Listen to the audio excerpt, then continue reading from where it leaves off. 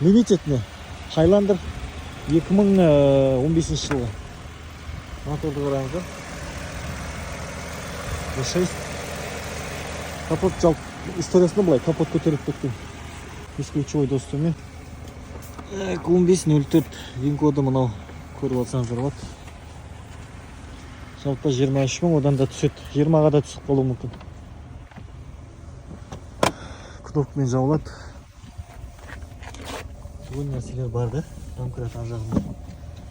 Ладно, барлығы 7-ші ряд. Ең басты фишкасы 7 ряд па.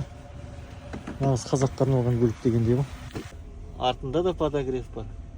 Четверкасымен еще тонировка жасып қойған. Почти плавающее сиденье. Капитанский 7-ші орындықтар. Панорама полная шлафна. Вентилятор и подогрев.